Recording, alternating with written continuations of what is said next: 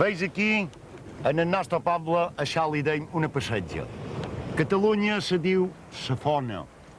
I la tradició de Mallorca són dels zonderos mallorquines, aquests que llogaven per guanyar batalles a la península. La fona la feia cadascú així com de la manera que li anava més bé. Les pedres les triaven o bé que fes canto o que fossin bales. Se col·locaven a damunt la fona, cadascú tenia la seva manera de tirar, se donava voltes per damunt el cap i se lançava la pedra.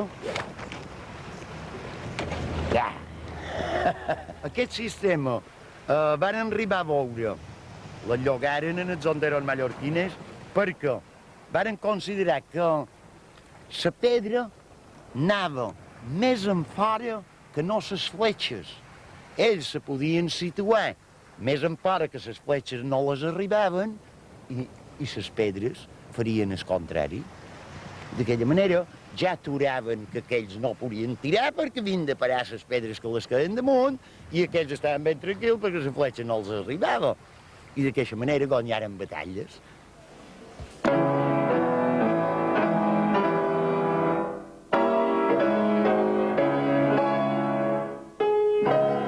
Chopin va tenir mala sort a Valldemossa, va venir a Mallorca perquè en George Sands, la seva amiga que el protegia, li havien parlat d'un clima estupendo, va arribar a Mallorca, es va trobar amb un hivern molt dolent, un hivern molt cru, van cercar un puesto i trobaren unes cel·les a Valldemossa. El meu nom és Álvaro Bauzá de Mirabó Orlandis i fa 50 anys aproximadament que visc aquí. Aquesta casa es composa de dues parts, una part que se visita perquè és l'antiga cartoixa de Valldemossa.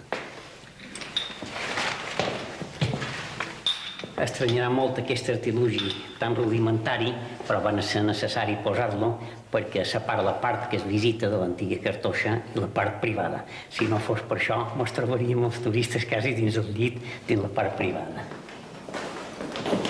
Costa molt de dobbers arribar a conservar tot això, perquè, clar, les coses són molt antigues, aquí fa molt de vent en l'hivern, les teulades s'han de repassar cada any, és dir, si no fos per la visita turística, difícilment se podria conservar una cosa d'aquestes. Jo, si vol que li digui la veritat, ja m'he acoplat molt en el ritme de vida d'avui en dia, he comprès que la vida ja no és així com era antes. Jo, per exemple, el tret de vida dels temps del meu pare, sobretot fa una sèrie d'anys, servir a la taula, guants blancs, tot això, amb el sol no se pot seguir mantenint, vol dir que el canvi que nosaltres hem sofrit ha estat bastant gros. Ha estat una generació que des de l'ho ha experimentat un canvi bastant gros.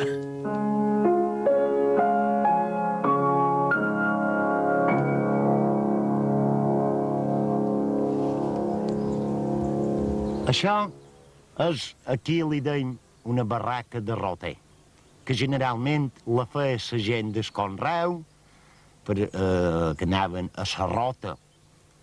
També la feien els carboners per velar la sitja, la feien els que feien un forn de calç per velar i donar llenya en el forn.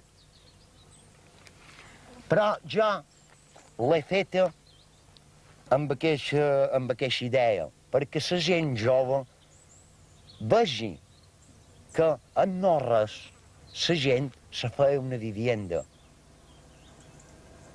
El que me falta acabar, me sap greu, és el matalàs, aquí on dormien. I jo vos explicaré el sistema de fer el matalàs. Anaven i segaven aritges. De les aritges feien manadets, com qui feia una molla. Els aplegaven i els col·locaven. Tornaven a agafar... Considero que no són tan beneit com paresc. I he llegit molt. I he après, principalment, fer-ho. Això ha estat el principal. M'han ensenyat més sermons que no llibres. Jo aquesta paraula no en sé, per ja no existeix. Qualsevol cosa me manin, me diguin, jo, si no ho he fet mai, ho provaré de fer, me pot sortir més malament, més bé. Però aquestes persones és molt còmode, això de dir, i jo no ho sé fer, i se queden sense fer res. Has provat de fer-ho cap vegada? No, ai, doncs no ho diguis, no ho sé fer. Perquè és que jo he fet una barraca de roter i no he fet mai de pica-pedrer, no he fet de paredor de paret seca, tampoc. Jo vaig fer una barca, per exemple. Anàvem a pescar en la barca feta meva, no havia fet mai de fuster. Feia un pot d'aigua, la traiem, i però paciència.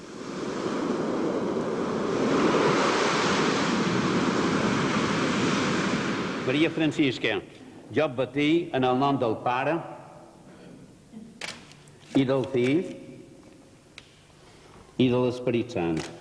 Ara li pregunto el que has capat. Lo normal és seguir el costum de posar el nom dels padrins. A cases que no. De tot poderós Pare de Nostre Senyor Jesús. Tindran les seves raons. Ara posar noms d'una flor o d'un moix o d'una cosa semblant, això a mi ja no em marxa, perquè s'ha de posar el nom d'un sant. Bé, i vosaltres esteu bons? Bé, molt bé. Som molt vells, jo. Però tinc un esperit i un de tot molt jove, més jove que vosaltres. M'he dedicat molt a l'estudi, m'he estudiat que tinc a dir jo. Tot l'assumpte de teixidoria, de teles de seda, perquè les senyores o els senyors anaven vestits de seda de cuc, una roba preciosíssima. Ara la gent, mireu qualsevol banda, duen el que els ve bé, tant les anants en sort davanters de fora com en sort davanters de dins. I això no són modes. Ara mireu, qualque vegada jo m'entretenc a mirar els desfiles i no has vist res més pobre mai.